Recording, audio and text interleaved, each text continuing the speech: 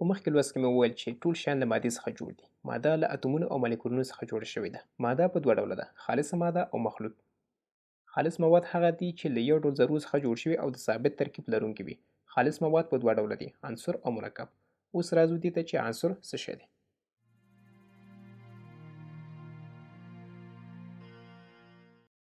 هغه مواد چې له یو شان اتومونو څخه جوړ شوي د عنصر په نامه یادېږي.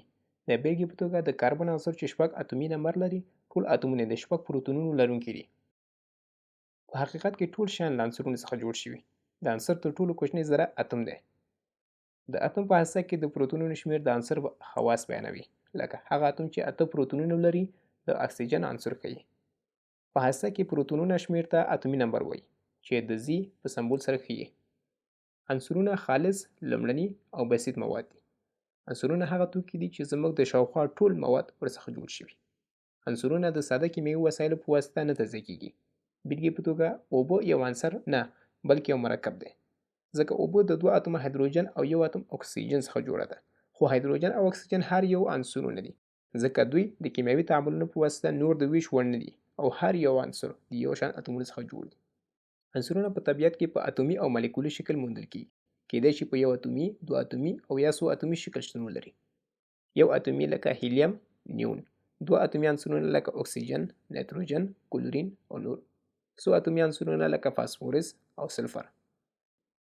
د عنصرونو خواص: عنصرونه خالص مواد دي، ثابت کثافت لري، همدارنګه متجانس مواد دي، یعنې په ټولو برخو کې یو شان خواص لري. د ویلې کېدو او جوش ټکي ثابت دي. عنصرونه د سمبول په واسطه ښودل کېږي، لکه اکسیجن په او سره ښودل کېږي. په یو مالیکول کې کومه شمیره چې د سمبول په ټیټه ښي لوري کې لیکل شوي په نوموړي مالیکول کې د هغه عنصر د اتومونو شمیر راکوي. د ساده کیمیاوي وسایلو په واسطه نه تجزیه کېږي، لکه سره زر. که هر څومره وویشل شي، کوچنۍ ذرې بیا هم سره زر دي او یو شان اټومونو څخه جوړ دي. په عمومي ډول عنصرونه په درې ډوله دي: فلزونه لکه اوسپنه، مس، المونیم او نور. غیر فلزونه لکه هایدروجن، اکسیجن او نایتروجن او شبه فلزونه. تر اوسه 113 عنصرونه پیژندل شوي چې له هغې جملې څخه 90 عنصرونه په طبیعت کې شتون لري او پاتې 28 نورې په مصنوعي ډول جوړ شوي دي، چې دا ټول د عناصرو په دوراني جدول کې د اتومي نمبر په اساس ترتیب شوي دي. لاندې جدول کې د فلز، غیر فلز او شبه فلز عنصرونو ځانګړتیاوې ښودل شوي دي. د یونان فیلسوفان په دې اند وایي چې ټول مواد له یو اساسي عنصر څخه جوړ شوي. تالس دا عنصر اوبه باله. اناکسیمینس لخوا هوا وړاندیز شو. هیراکلیتوس اور ته اشاره درلوده. یوناني شاعر او فیلسوف امپیدکلوس وویل چې ټول مواد له څلورو اصلي عنصرونو هوا، خاوره، اور او اوبو څخه جوړ شوي دي. ارسطو هم له دې نظریې سره موافق و. دا او نور مختلف نظریې د 2000 کال شاوخوا دوام وموند، تر دې چې په 1461 میلادي کې رابرټ بایل د عنصر د بنسټیز طبیعت په اړه معلومات ترلاسه کړ.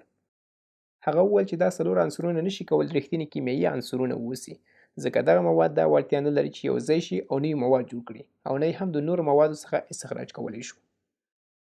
د دوو یا څو مختلف عنصرونو د اتومونو له یو ځای کېدو څخه مالیکول جوړیږي.